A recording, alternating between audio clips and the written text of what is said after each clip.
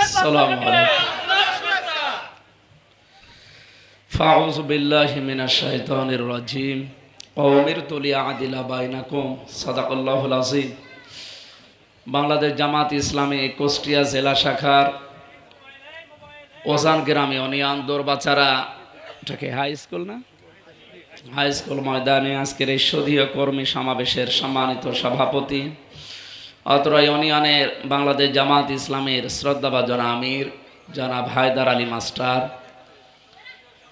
এখানে আমার আগে যারা কথা বলছিলেন বাংলাদেশ জামাত ইসলামী কুষ্টিয়া জেলার সম্মানিত সেক্রেটারি অধ্যাপক সোজাউদ্দিন জোয়ারদার ভাই কথা বললেন, এখানে বাংলাদেশ জামাত ইসলামী কুষ্টিয়া জেলা শাখার ওলামা বিভাগ সম্মানিত সভাপতি হাফেজ মাওলানা জুলফিকার আলী কথা বললেন, এ জেলার সহকারী সেক্রেটারি বাংলাদেশ জামাত ইসলামী খায়রুল ইসলাম রবিন ভাই। আপনারা ওনাদের বিভিন্ন পরিচয় হয়তো জানেন, এর আগে নতুন একটা পরিচয় সামনে আসতেছে। আমাদের অধ্যাপক সোজাউদ্দিন জোয়ারদার সাহেব এই যে পাশের ইউনিয়নে বাড়ি হরিনারায়ণপুর, অনেক কুষ্টিয়া সদর উপজেলা পরিষদে বাংলাদেশ জামাত ইসলামী থেকে উপজেলা চেয়ারম্যান নমিনি এবার তিনি ঘোষণা দিয়েছে বাংলাদেশ জামাত ইসলামী থেকে। আশা করছি উনি সফল হবেন ইনশাআল্লাহ। উপজেলা ভাইস চেয়ারম্যান পদে যার নাম বললাম খায়রুল ইসলাম রবিন, উনি বাংলাদেশ জামাত ইসলামীর কুষ্টিয়া জেলা শাখার সহকারী সেক্রেটারি, উনি উপজেলা ভাইস চেয়ারম্যান পদপ্রার্থী। আল্লাহ তাকেও যেন কামিয়াবি করেন, আমিন। এখানে উপস্থিত আছেন এই এবি থানার অন্তর্গত না, এটা এবি থানার ভেতরে আছেন আপনারা এই থানার সম্মানিত আমির জনাব রফিকুল ইসলাম, আমার শ্রদ্ধাভাজন চাচা বসে আছেন আশরাফুল আলম বাবলু, আশরাফুল আজাদ বাবলু বাংলাদেশ জামাত ইসলামীর সাবেক এবি আমির, এখন দায়িত্বে আছেন কুষ্টিয়া জেলা ইউনিট সদস্য হিসাবে। আল্লাহ তাকে কবুল করুন। আজকে আমার সাথে আমার বাবা এসেছে, ওই যে ওই শেষের দিকে আছে। আমি এক বাবার একা তো ভয় পাই সব সময়, না জানি কি হয়েছে। আজকে সাথে এসেছে, বলছে আমি যাব, চলে। গাড়িতে যদিও লোকজন আজকে বেশি। আমাদের জেলা ও কর্ম পরিষদ সদস্য বসে আছেন, আমার আগে কথা বললেন জনাব বোরহান হামিদুল ইসলাম বোরহান ভাই, কবরহাটের সন্তান। এখানে উপস্থিত আছেন ওলামা বিভাগের জেলা সেক্রেটারি মাওলানা ইয়াসির আরাফাত জিহাদি। আমাদের পাটিকা বাড়ির একজন কৃতি সন্তান আছে, বিদেশে ছিলেন জালেমদের কারণে বহুদিন, আলী মুজাহিদ ভাই, একটা যুবক মানুষ। আল্লাহ রাব্বুল আলামিন তার যৌবনকে কবুল করেন। মঞ্চে বসা যারা আছেন সব সম্মানিত মানুষ এলাকার। আমি তো এতদিন এ লাইনেও ছিলাম না, এলাকায়ও কম থাকতাম। এখন এ লাইনে আপনারা নিয়ে এসেছেন, এলাকার মানুষের সাথে এখন চলাফেরা করে যেগুলো দেখতে পাচ্ছি, বুঝতে পারছি, এ মানুষের সম্মান আল্লাহ দুনিয়া আখেরাতে যেন আরও বাড়িয়ে দেন। সম্মানিত পরিচালক যিনি, আপনারা তাকেও চেনেন, পাশের ইউনিয়ন, এটা হরিনারায়ণপুর ইউনিয়নের বাংলাদেশ জামাত ইসলামী থেকে উনি ইউনিয়ন চেয়ারম্যান নমিনি এবার পেয়েছেন। আল্লাহ যেন তাকেও কামিয়াবি করেন। অধ্যাপক আব্বাস আলী, থানা সেক্রেটারি। সামনে বসা আজকের অনুষ্ঠানের প্রধান আকর্ষণ আপনারা না আসলে আমি না, সাইদি সাহেব আসলেও এখানে কিছু হইতো। তো এই জন্য আজকের আকর্ষণ তো আপনারা, বিশেষ করে প্রশাসনের যারা শৃঙ্খলার দায়িত্বে আছেন, মিডিয়ার ভাইরা যারা আছেন, সবাইকে নিয়ে আল্লাহর দরবারে শুকরিয়া জানাচ্ছি। কারণ আমাদের অনুষ্ঠানগুলো এটা শুধু গতানুগতিক একটা অনুষ্ঠান না, আমরা যা করি সব ইবাদত মনে করে করি। এখানে এখন আমরা বাজার ঘাটে, দোকানদারিতে, মাঠে বহু কাজ করতে পারতাম। 1-1.5-2 ঘন্টা আমরা সময় যে ব্যয় করছি, আপনি মনে করবেন আমি নামাজ পড়ার মতো সওয়াব পাচ্ছি। এই যে এটা যে বললাম, আমি কি বানিয়ে বললাম? বিশ্বনবী মুহাম্মদ রাসূলুল্লাহ সাল্লাল্লাহু আলাইহি ওয়াসাল্লাম জানিয়েছেন, তলাবু কাসবিল হালালি ফারিদাতুম বাদাল ফারিদা, নির্ধারিত ফরজ আদায় করার পর হালাল রুজি উপায় করার জন্য শ্রম দেওয়া এবং কষ্ট করা, ওইটা আরেকটা ইবাদত। বাস্তব কথা বলছি, বাংলাদেশে এখন যে পরিবেশ, বলেন তো হালাল রুজি উপার্জন করার মতো পরিবেশ এখনো অনুকূলে আছে? তো সেইটাই তো আমরা তৈরি করতে চাই। এইটাই আমরা তৈরি করতে চাই বাংলাদেশে, বিশেষ করে আমার প্রাণ প্রিয় জেলায় কুষ্টিয়াতে। যেন আমি সকালবেলা নামাজ আদায় করে যেমন বের হয়েছি, সন্ধ্যার আগে আমি যা কাজ করব আমার মনের ভেতরে যেন কোনো ভয় টেনশন কাজ না করে। এখন টেনশন আছে না বলেন? গত পরশু দিন একটা হিন্দু এসেছিল আগরওয়ালা, আমি প্রথম নামটা বললাম না, অনেক ধনী মানুষ। আমি মনে করলাম মনে হয় মুসলমান হওয়ার জন্য এসেছি, না। এসে আমার একটা ভিডিও দেখালো। কি ভাই, প্রথমে তো নাম শোনার পরে বুঝলাম যে ও অন্য ধর্মের। হুজুর আপনারা ঘোষণা দিয়েছেন যে এমপি যদি আপনাদের দল থেকে কেউ হতে পারে 5 বছরে তার নাকি একটা টাকাও বাড়বে না।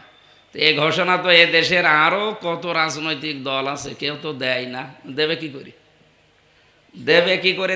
তারা তো অলরেডি ঘোষণা দিয়েই নেমেছে যে 50 কোটি টাকা খরচ করব, 5 বছর পরে আমাদের টাকা হবে 40 কোটি, নাকি না?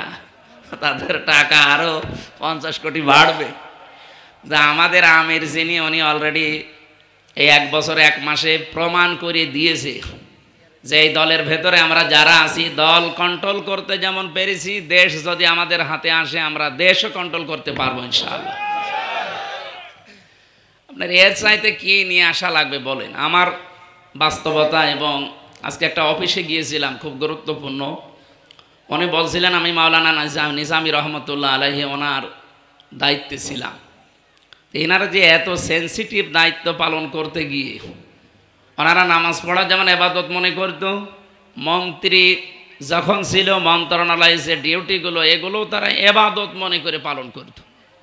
তার কাছে নিজের দল বা নিজের আত্মীয় স্বজন বলে কিচ্ছু ছিল না। যে আসতো তার যে হক ওইটা উনি পরিপূর্ণ করে দিতেন। এইরকম এমপি যদি 52 জন মন্ত্রী যদি আমরা বাংলাদেশে পেয়ে যেতাম, এ দেশটা মালয়েশিয়ার মতো আমরা 21 বছর আগে দাঁড় করিয়ে ফেলতে পারতাম। যত রকমের কথা আমাদের বিরুদ্ধে আজ 54 বছর বলা হচ্ছে এবং সামনেও অনেকে বলার চেষ্টায় আছেন। আপনারা পেছনের রেকর্ড একটু দেখতে পারেন না? রাজাকার, আল বদর বিভিন্ন নাম দিয়ে মানুষের মাঝে এতদিন পর্যন্ত যাই বলেছেন। আজকের দৃশ্য দেখেছেন কি হয়েছে? পাকিস্তানের পররাষ্ট্র মন্ত্রণালয়ের যিনি দায়িত্বে আছেন ইসহাক দার, এই লোকটার কাছে বাংলাদেশে আজ বিএনপিতে যারা আছে তারা দেখা করতে গেছে, জামাত ইসলামীতে যারা আছে তারা গেছে, এনসিপিতে যারা আছে তারা গেছে। সবাই দেখা করতে গিয়ে উনি অনেকগুলো কথা দিয়েছে যে আপনারা যে জন্যে আসলেন ওই সমস্ত ইস্যুগুলো তো অন্তত এর আগে 2 বার মীমাংসা হয়ে গেছে। 2022 সালে, 1974 সালে। তো এরপরে তো আর কিছু বলার থাকে না। এরপরেও কিছু মানুষ এই ভাঙ্গা ঢোল বাজান কোন কারণে? আমরা যদিও দূরে আছি কিন্তু আমরা তো মুসলিম ভাই ভাই।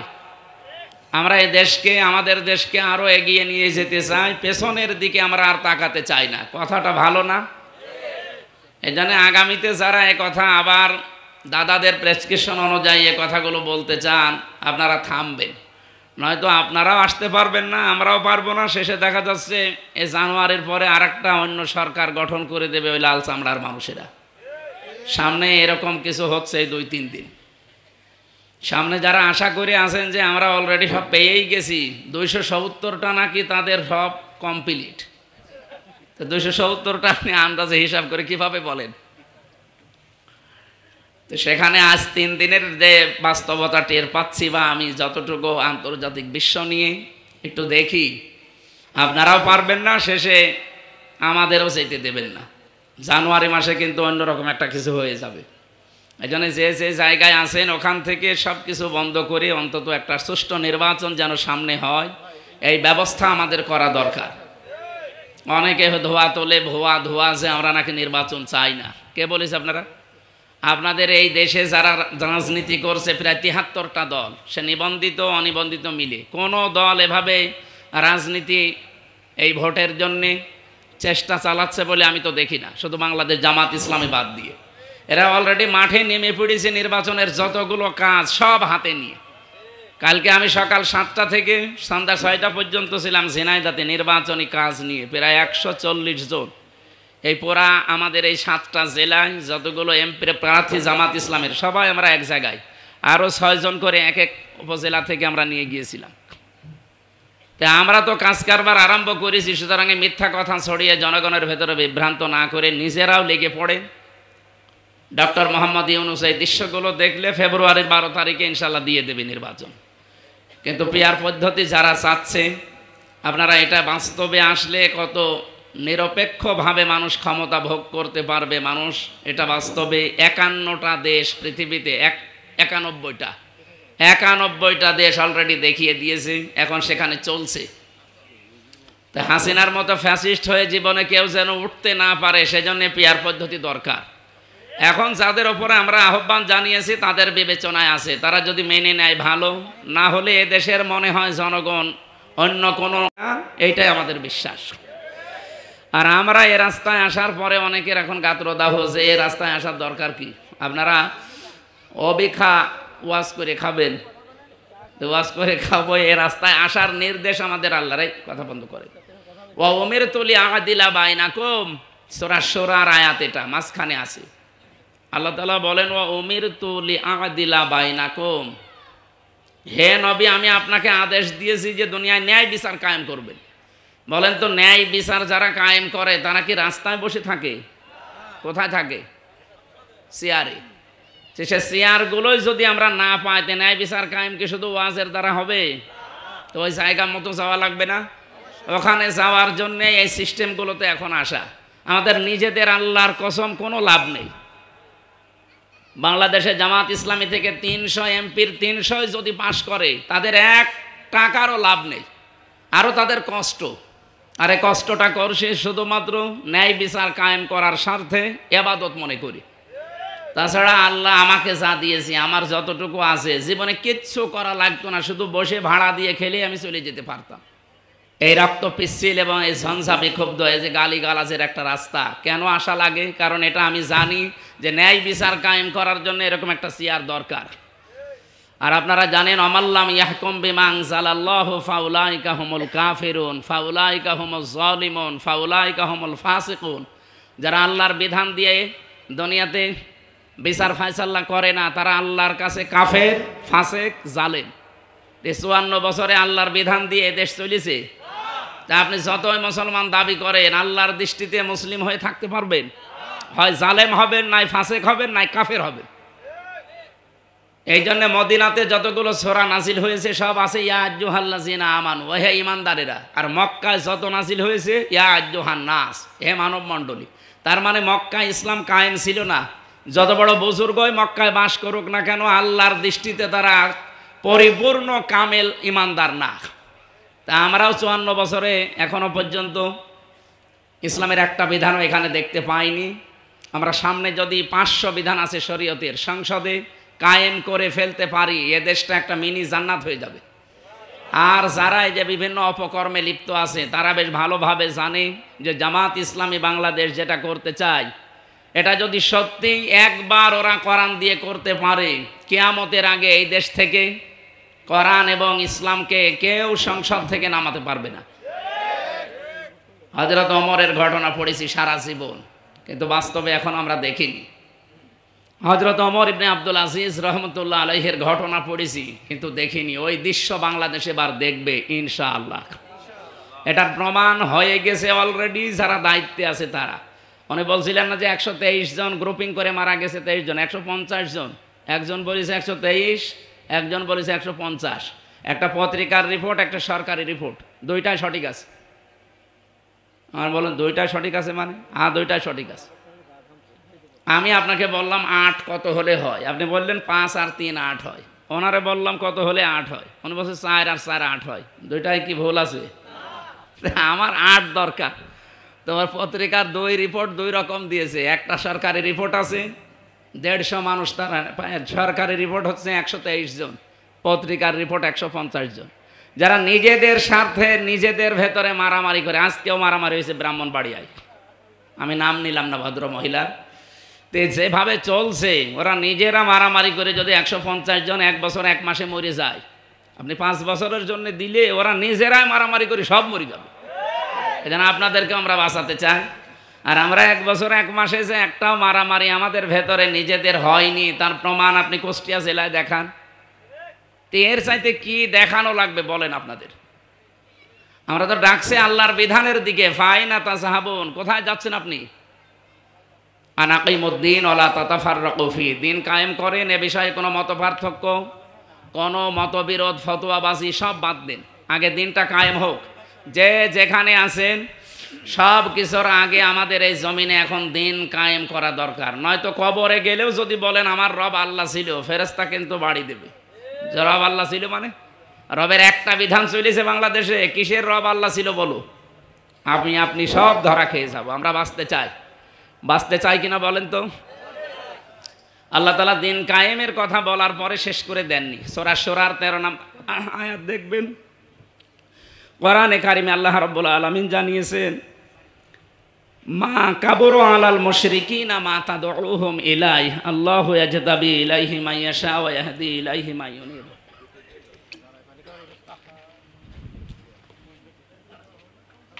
হে নবী, আপনি যদি মানুষকে ডাকেন আল্লাহর বিধান কায়েমের জন্য, সবাই আপনার ডাকে সাড়া দেবে, কিন্তু মুশরিকরা সাড়া দেবে না। এলাকায় কি মুশরিক আছে? তারা নাই সাড়া না দিল মন থেকে, আমরা কি মুশরিক? এরপরও যদি আপনি ইসলাম কায়েমের পেছনে না থাকেন, আপনি যদি এর পেছনে একটু নাড়াচাড়া না দেন, আমার মনে হয় আপনিও আল্লাহর দৃষ্টিতে মুশরিক। আর সবাইকে যে আল্লাহ নিয়ে আসবে তাও না। আল্লাহু ইয়াজতাবি ইলাইহি মান ইয়াশা ওয়া ইয়াহদি ইলাইহি মান ইউনিব। দিন কায়েমের পথে বাংলাদেশ জামাত ইসলামী যেহেতু এখন দিন কায়েমের দিকে সর্বাগ্যে, অন্য যত দল আছে কাউকে দেশ এখন হাতে তুলে দিলে তারা চালাতে পারবে না। ইউনিয়ন থেকে শুরু করে আন্তর্জাতিক মহল পর্যন্ত চালানোর সব জায়গায় যোগ্যতা সম্পন্ন এবং সৎ নিরপেক্ষ মানুষ তৈরি করে ফেলেছে অলরেডি বাংলাদেশ জামাত ইসলামী। আপনি একেবারে ইউনিয়নের মেম্বার থেকে আন্তর্জাতিক মহল পর্যন্ত চালাতে বলেন, প্রত্যেকটা জায়গায় সৎ এবং যোগ্য মানুষ আছে তাদের। তো অন্য যারা কাজ করছে তারা কি পারবে বলেন? আপনি নিজের নিরপেক্ষ দৃষ্টি দিয়ে বলেন। ইবনে ওমর থেকে বর্ণিত একটা হাদিস পড়ছিলাম আজকে আসার সময়, ফাত্তাবিউস সিওয়াদাল আযম। নবীজি বলেন, যারা ইসলাম কায়েমে অগ্রণী ভূমিকায় কাছাকাছি, যাদের দ্বারা তাড়াতাড়ি ইসলাম কায়েম হবে বলে তোমার দৃষ্টিতে মনে হয়, তোমাদের দায়িত্ব হচ্ছে তাদেরকে ইত্তেবা করা, অনুসরণ করা, পেছনে থাকা। তো বাংলাদেশে এখন ৭৩টা দল। আমার দৃষ্টিতে কোরআন হাদিস পড়ে সারা দেশে ঘুরে আমি দেখলাম এই দেশ ইসলাম দিয়ে চালাতে পারে শুধুমাত্র এখন সব জায়গায় যোগ্য লোক আছে জামাত ইসলামের। নবীর নির্দেশও মানছেন না, আল্লাহর নির্দেশও মানবেন না। আপনি মানবেন কার কথা? চাচার কথা? চাচা তো মরে গেছে। চাচা মরে যায়নি? কোন চাচা? হ্যাঁ, চাচার পতন হয়েছিল একবার, খালেদা জিয়ারও একবার পতন হয়েছে। কয়দিন পরে? মাত্র 18 দিন। আর এই যে কয়েকদিন আগে যেটা পতন হয়ে গেল 1 বছর 1 মাস আগে, তে পতন তো প্রত্যেকেরই দেখলাম। এ মানুষগুলো চ্যাম্পিয়ন হয়ে হয়ে মানুষের অধিকার নষ্ট করে করে পতন হয়েছে। আমরা এবার ইসলামকে যদি জায়গা মতো নিয়ে যেতে পারি, কিয়ামতের আগে ইসলামের কোনো পতন, সবাই বলেন ইসলামের পতন হবে যেন আল্লাহ সবাইকে কবুল করবে। বিষয়টা এমন না, আপনি যদি আসতে না পারেন আপনি মনে করবেন যে আপনি ব্যর্থ। এখন বাড়িতে যেয়ে যদি দেখেন স্ত্রীকে সালাম দিলেন, আপনার বউ আপনাকে গালি দিচ্ছে, কুকুরের বাচ্চা, শুকুরের বাচ্চা, ভালো লাগবে? আপনার রাগ হবে? না না, আপনি জ্ঞানী মানুষ হলে রাগ করতে পারেন না। আপনি চিন্তা করবেন একটা শিক্ষিতা বউ, একটা ভদ্র এবং ধার্মিক পরিবার থেকে নিয়ে আসায় বউ, এ তো গালি দেওয়ার কথা না, অবশ্যই এর জিনে ধরিস, এটা মনে হবে না? জ্ঞানী মানুষ হলে আপনি এটাই মনে করবেন। তো এত দলিল দিয়ে এত বাস্তবতা বাংলাদেশে দেখালাম যে 1 বছর 1 মাসে আপনি সব দেখে বেড়ান। সব দেখার পরও যদি দিনের পথে আসতে না পারেন, বিভিন্ন কানা ঘোষা মিথ্যা কথা শোনার পর আপনি মনে করবেন আপনাকে শয়তানে দখল করে ফেলেছে। এই জন্য আল্লাহু ইয়াজতাবি ইলাইহি মান ইয়াশা, আল্লাহ বলেন আমি সবাইকে আমার দিনের জন্য কবুল করব না, যাকে আমি পছন্দ করি। এবং যে লোকটা মান ইয়াশা ওয়া ইয়াহদি ইলাইহি মান ইউনিব, যে আমার দিকে মন থেকে ফিরে আসতে চায়, তাকে দিয়ে আমি আমার দিনের কাজে লাগাবো। এবার আপনি দেখবেন আপনি আসলে আল্লাহর কাজে, দিনের কাজে লাগেন কিনা। যে যেখানে আছেন ওই জায়গা থেকে আমাদের সর্বাত্মক চেষ্টা থাকবে বাংলাদেশে এবার চর্ম চোখে যেন আমরা দিন কায়েম হয়েছে এটা দেখতে পাই। আমি কোনোদিন আপনাদের কাছে ভোট চাইনি, এর আগে আর চাবও কোনো দিন না। এদেশে আমার চাইতে এই যায় আসনে আরও যারা দাঁড়াবে, আরও মনে হয় 8-9 জন আছে। সর্ব সাফল্যের যোগ্য যে লোকটা মনে হয় দুর্নীতি করবে না, মনে হয় আপনি তাকে তার এই ভোটের আমানতটা দেবেন। আল্লাহ রাব্বুল আলামিন যার দ্বারা দিন কায়েম করবে উনি তো জানেন। আমরা যেন দিন কায়েমের পেছনে থাকতে পারি। আজকের এই সুন্দর আয়োজনে যারা এই বৃষ্টিমুখর দিনেও আসলেন, কষ্ট করলেন, এবং এখানে যারা শ্রম দিয়েছেন এই এই এই অনুষ্ঠানটা সাজাতে, আল্লাহ সবার শ্রম যেমন কবুল করেন, বলেন আমিন। আমি তো ছোট মানুষ, এখানে মনে হয় যারা নেতৃত্বে আসবে এখনো তো ঘোষণা হয়নি, সবার ভেতরে সর্বকনিষ্ঠই মনে হয় আমি হব। আমি যে যার নাম দেখছি সব আমার বাবার বয়সী, বড় ভাই বয়সী, দাদার বয়সী, আমি ছোট হব। বলতোটি ছোট ভাই এলাকার সন্তান হিসাবে মা মার্জনার দৃষ্টিতে দেখবেন। আগামীতে আমরা চাচ্ছি জামাত ইসলামের মাধ্যমে কোরআনে কারিমকে সংসদ পর্যন্ত পৌঁছিয়ে দিতে, এবং আশপাশের প্রতিবেশী সহ বিশ্বের বহু দেশ অলরেডি এখন তারাও মনস্তান্ত্রিকভাবে এগিয়ে আসতেছে যে না যাক, এই দুর্নীতি মুক্ত দলটা অন্তত এবার একবার শাসন করুক। আল্লাহ আমাদেরকে চর্মচোখে এটা দেখার তৌফিক দিন, আমিন।